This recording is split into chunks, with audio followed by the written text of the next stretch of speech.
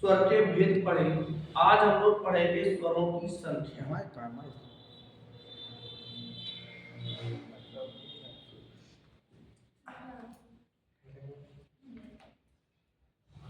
स्वर की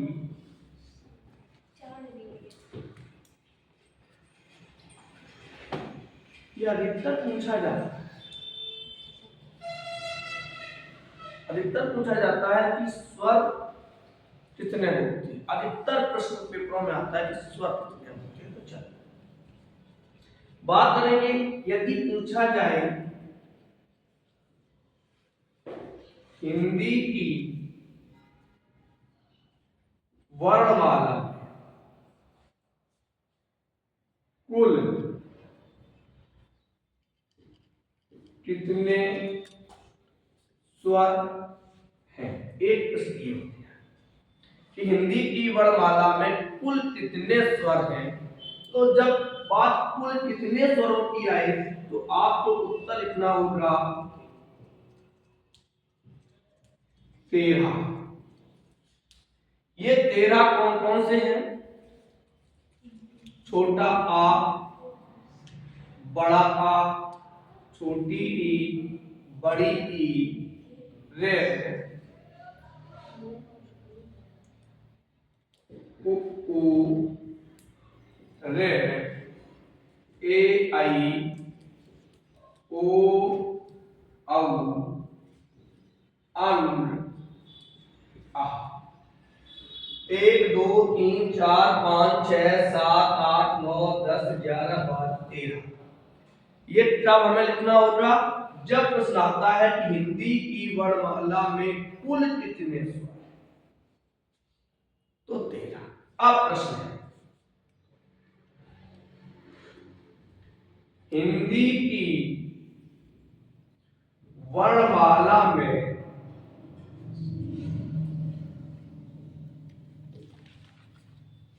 हिंदी की वर्णमाला में कुल स्वर है अथवा हिंदी की वर्णमाला में स्वर है। देखिए दोनों में अंतर है। यदि कुल कितने स्वर आएंगे तभी संख्या 13 लिखो। क्या है?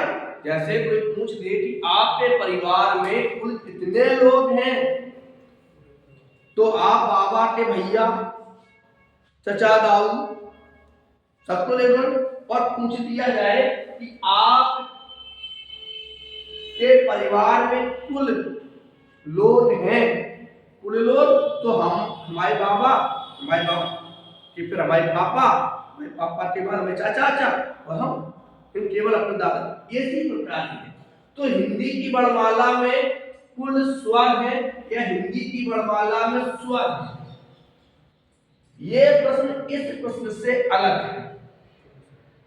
यहां है हिंदी की वर्णमाला में कुल कितने स्वर हैं, तो संख्या 13।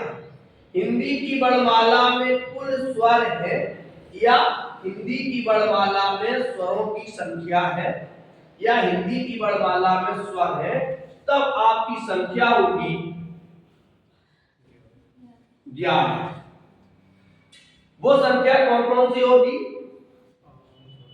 छोटा आ, बड़ा आ, छोटी ई, बड़ी ई, छोटा उ, बड़ा उ, रे, ए आई, ओ अब। कितने हो गए? 11। कौन से छूट गए? अन और आहा। ये क्यों छोड़ दिए गए? क्योंकि ये कहेगा ये अनुस्वर है और ये विसर्ग। अभी आगे चर्चा होगी। अब एक प्रश्न और आता है कि हिंदी की वर्णमाला में हिंदी के स्वर है, दिखाई दे रहा है? हाँ, हिंदी की वर्णमाला में हिंदी के स्वर है, तब आपको लिखना होगा 10। कितना लिखना होगा? 10। कौन कौन से हैं समझ लेते हैं। छोटा आ, बड़ा आ, छोटी ई, बड़ी ई, छोटा ऊ, बड़ा ऊ, ए आई ओ औ। कौन सा छोड़ दिया? ऋ, क्योंकि ये संस्कृत का स्वर है। ये किसका स्वर है? संस्कृत का स्वर है। अब आगे बढ़ते हैं। तो प्रश्न कितने हुए कि हिंदी की वर्णमाला में कुल स्वर है 13। हिंदी की वर्णमाला में कुल स्वर है, या हिंदी की वर्णमाला में स्वरों की संख्या है, अथवा हिंदी की वर्णमाला में स्वर है तो 11 है। छोटा आ, बड़ा आ, छोटी ई, बड़ी ई, छोटा ऊ, बड़ा ऊ, ऋ, ए ऐ ओ औ। अब प्रश्न पूछ दिया जाए कि हिंदी की वर्णमाला में हिंदी के स्वर हैं तो 10 आ, ई, उ, ए ऐ ओ औ। अब हमने छोड़ दिया ऋ को, और इन जो 3 स्वर छोड़े हैं, हमने कौन कौन से 3 स्वर छोड़े हैं इन पे चर्चा करते हैं। पहला है अन, पहले हमने अन और आहा छोड़ा था। क्या छोड़ा था? आहा और दू। फिर छोड़ा था हमने रे। ये 3 छोड़े हैं हमने। तो देखिए अन है अनुस्वर,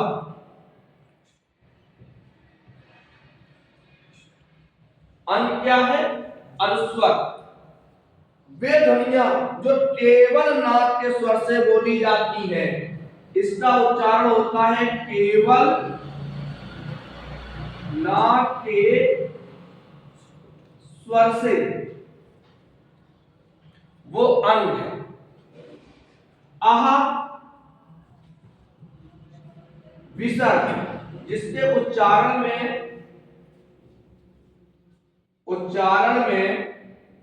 वायु बिना अवरोध के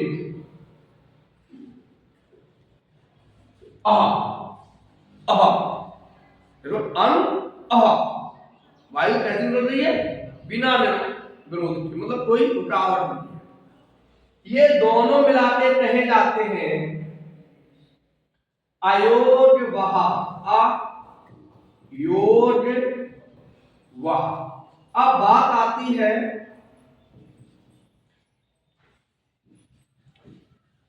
अयोज वह क्या है? अयोज वह किसे कहते हैं? तो जो ध्वनियां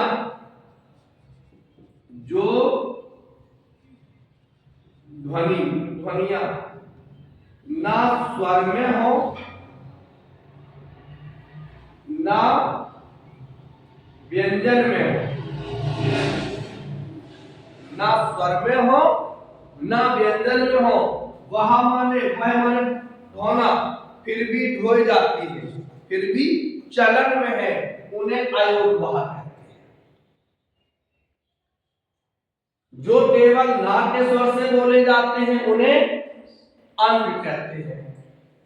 जिसका उच्चारण में वायु निर्बाध रूप से निकले उसे हम आहा, और इसको कहते हैं हम विसर्ग। अब बचा इन दोनों को मिला के क्या कहते हैं? अयोज वह। अब अयोज वह क्या है? जो ध्वनियां ना स्वर में हो ना व्यंजन में हो, फिर भी चलन में होती हैं, उसे हम अयोज वह कहते हैं। अब बात आती है ऋ। ऋ क्या है? पूछा जाता है, ये संस्कृत का स्वर है। स्वर ना कहो, ध्वनि कहो। ये किसकी ध्वनि है? संस्कृत की ध्वनि है, ये हिंदी की नहीं। एक प्रश्न बनता है कि हिंदी की वर्णमाला में कौन सी ध्वनि बिना किसी परिवर्तन के संस्कृत से लिया गया है? तो ऋ। ये कहां से आया? ये ममाने से आया, मामा के यहां से। मामा का लड़का है। जब घर में पूजा होती है तो भले ही मामा का लड़का आपके यहां रहता हो, भले ही मामा का लड़का आपके यहाँ रहता हो, आपकी प्रॉपर्टी में हिस्सा हो, आपने मम्मी ने उसको खिलाया पिलाया, सब कुछ बड़ा किया, पढ़ाई की, शादी की, लेकिन जब घर पे पूजा की बात आएगी, जब घर के सदस्यों की बात आएगी, तो ये क्या दिया जाता है? ये मामा का, भैया का। अब देखिए, बुआ का लड़का, वो आपकी घर की पूजा खा सकता है। बुआ का लड़का घर की पूजा का शामिल हो सकता है कि बुआ का सगा होता है। तो ये बेचारा है तो इनमें, लेकिन एक अलग से प्रश्न बनता है कि हिंदी की वर्णमाला में संस्कृत से आया हुआ स्वर कौन सा है? तो ऋ है। संस्कृत से तो छोटा आ भी आया, छोटी ई भी आई, छोटा ऊ भी आया, ऋ भी आया, ऋ भी आया, लेकिन इसको अलग, इसको क्या कर दिया? अलग। तो 3 ऐसी ध्वनियां। अब हिंदी के कितने बचे? 10। कौन कौन से बचे? आ, ई, उ, ए, आई, ओ, औ। हमने आपको बताया था आ कंठ है, ई तालु है, उ ओष्ठ है, ए कंठ तालु और कंठ ठोष्ठ। ऋ मूर्धा है, ये विसर्ग है, और अनुस्वर है। अब इससे ज्यादा हिंदी के स्वरों से प्रश्न नहीं पूछे जा सकते। सभी स्वर, ध्यान रखना, सभी स्वर घोष होते हैं। घोष क्या है? जिनके उच्चारण में स्वर तंत्रियां झंझरित होती हैं, उनमें कंपन उत्पन्न होता है, उसे हम घोष कहते हैं। तो सभी स्वर कैसे होंगे? घोष है, इन सभी में स्वर तंत्रियां झंझरित होती हैं। तो अब यहां पर स्वरों की संख्या आपने तय कर ली कि यदि पूछा जाए कि हिंदी की वर्णमाला में कुल कितने स्वर हैं, तो अब संख्या कितनी होगी? 13। हिंदी की वर्णमाला में कुल कितने स्वर हैं? पूछता था कितने आदमी हैं? सरदार 2। यहां कहोगे कितने लोग हैं? तो 13। और फिर पूछेगा कुल कितने हैं? तो फिर वो 2 नहीं कहेगा, बहुत है, हैं? तो ये हिंदी की वर्णमाला में कुल स्वर है। यदि कितने शब्द नहीं लगा होगा, हिंदी की वर्णमाला में स्वर है, हिंदी की वर्णमाला में स्वरों की संख्या है, तब आपका उत्तर होगा 11। और कोई वैसा रहा, पूछ दिया मैं हिंदी के स्वर कितने हैं? तो 10 हैं, तीनों के। अब ये तीनों के प्रश्न अलग बनते हैं। हिंदी की वर्णमाला में अंग क्या है? आप बोले विसर्ग, सॉरी अंग, अनुस्वर। हिंदी की वर्णमाला में स्वरों में आहा, विसर्ग है। हिंदी की वर्णमाला में ऋ, संस्कृत। लेकिन ये सभी मिलकर एक स्वरों का निर्माण करते हैं, जिनकी संख्या 13 होती है। फिर जब इनमें लड़ाई होती है तो फिर ये अपना होता है, अपना होता है। इन दोनों में शर्म बची रहती है कि भाई हम साथ रहेंगे, तो ये आयोर